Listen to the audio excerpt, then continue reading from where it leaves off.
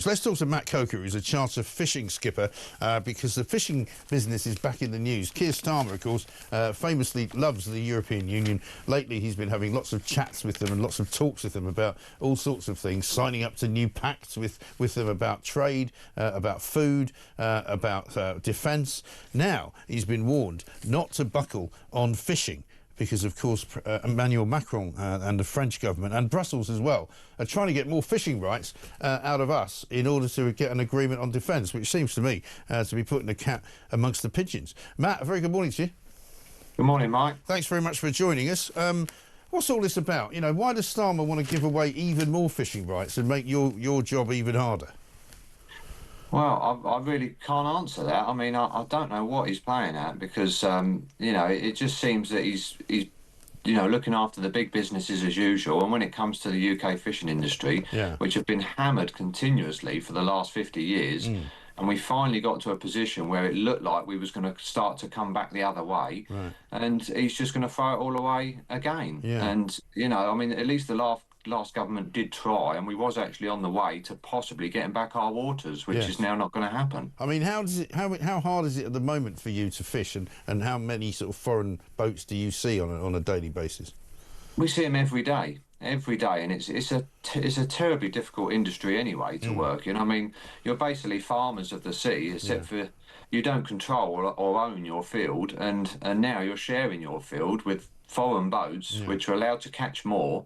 And we're told to put the fish back, and, you know, we have to reduce the quotas and try and look after the stocks. And we're watching other boats come in and take what they want. And it's very difficult to watch this going on day in, day out. Yeah. And, I mean, the numbers of fishing boats is still in decline, isn't it, in this country?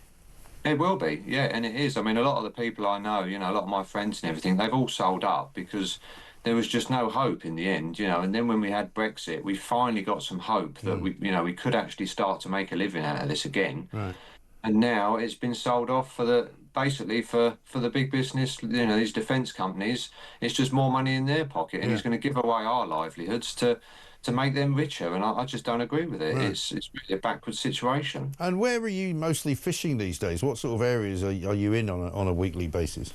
Well, we always fish in the English Channel, right in the Dover Straits. So, I mean, we're not only sort of watching these EU vessels come over into our waters and fish, you know, unhindered pretty much.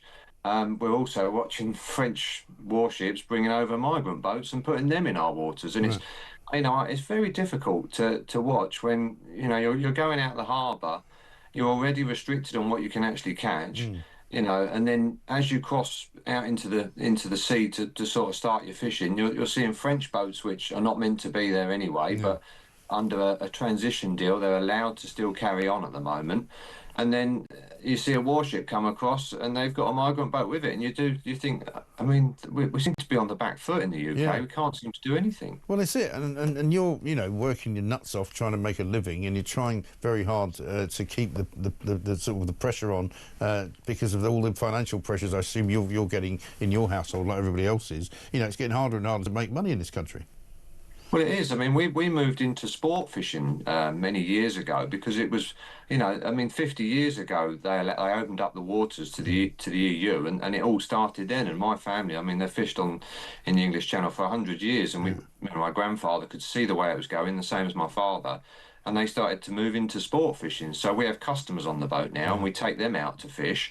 And they ask me the same questions every day. You know, they can't understand why, you know, this is going on, and it's very difficult for me to explain it because there is no answer. You know, it's really just very bad management of what could be our richest resource. You know, one of our last sort of remaining resources we've got around the UK, which we can use to sell to other people. We can sell the fish to Europe and everything.